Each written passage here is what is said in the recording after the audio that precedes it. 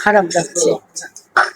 I থেকে আমার চিকিৎসা করেছে, একটু যাও একটু আরামের মধ্যে আছি, ওষুধপাতি খাইতেছি, তাই একটু চলাফেরা করা পারতেছি।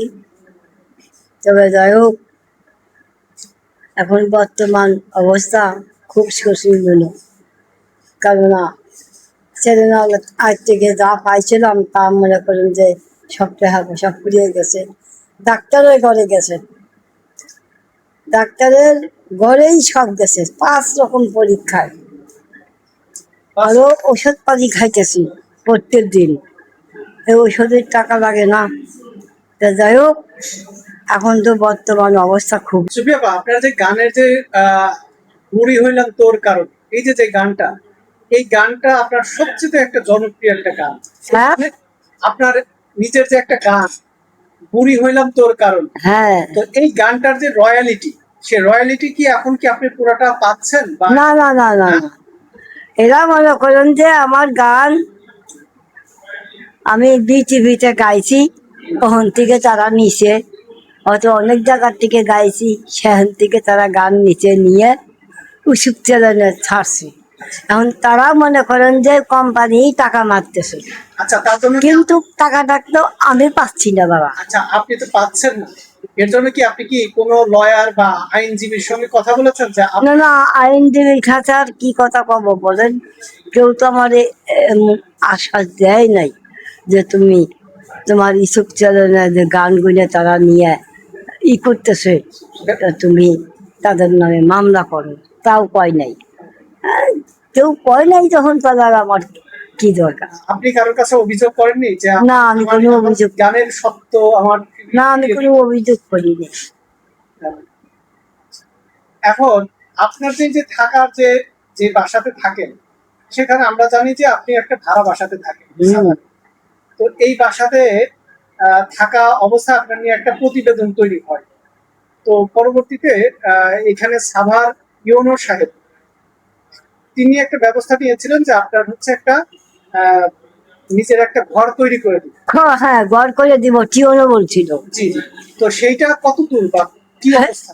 এখন তোমার ওই যে এতটুকু আমি নিজের অসিলায় এতটুকু করেছি, ওয়াল বা দুয়া পর্যন্ত করেছি, দুয়া পর্যন্ত বিটা পর্যন্ত করছি, কিন্তু পুরাটা ওয়াল করতে পারি নাই। আর টিন দিয়ে থুইছি ভাগাইয়া, টিওনো যে টিন দিছিল সে টিন গুলো নিয়ে থুইছি, কি করবো। তো এখন কি ইউনোর সঙ্গে কথা বলবেন না? হ্যাঁ, লিখিত কোনো আবেদন করে? হ্যাঁ, আবেদন করেছিলাম, টিওনোর কাছে দিয়েও ছিলাম। তো টিওনো সাহেব আবার আর একটা লোকের কাছে দিয়ে দিল দরখাস্ত, সেদের কি হইলো আমি কোনো খবর পাইলাম না, আজও পাইলাম না, কাজও পাইলাম না। ওইটাই টিওনোর কাছে আমি বলবো। আবার শুনলাম যে মানুষের মুখে যে টিওনো বলো বিদায় হয়ে গেছে। আচ্ছা সুফিয়া আপা, আপনি তো এখন বয়স্ক বা মানে বয়সের ভারে এখন আপনার সেই কণ্ঠস্বর নাই। তো আপনার যারা হচ্ছে ভক্ত, তাদের জন্য কি কি কোনো গানের অন্তরায় শোনাতে পারবেন? শোনাতে পারবো, পারবো না, আমার গান আমার ভক্তরা তো খালি গানই শোনে, কিন্তু আমার ভক্তরা একটু হাত বাড়াইয়ে একটু আমার সহযোগিতা করুক, আমি তো মরে শাসছি।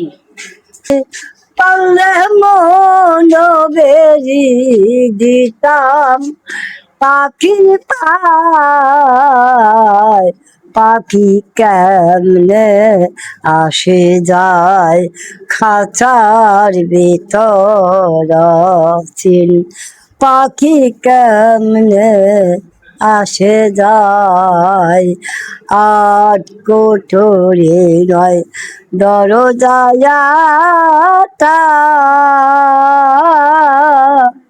মধ্যে মধ্যে ঝালকা কাটা, তাহারও পরে সদর কোটা, হয় না মহল তার, কেমনে আসে যায়। যাই হোক, আপনাদের মাঝে গান শোনাইলাম, ওরে সম্বাদী ভাই, সাক্ষাৎ যখন দিলেন আমার তারিক জিয়ার সাথে দেখা করায় দেন।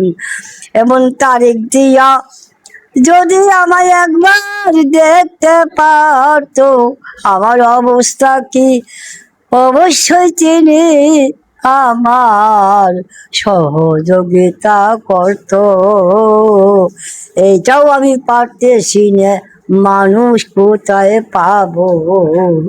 তা সম্বাদী ভাই, তোমাদের কাছে অনুরোধ, যাতে তারিখ জিয়ারে আমি পাই, কেমনে আসে যাই খাঁচার ভিতর অসীন পাখি, কেমনে আসে যায়।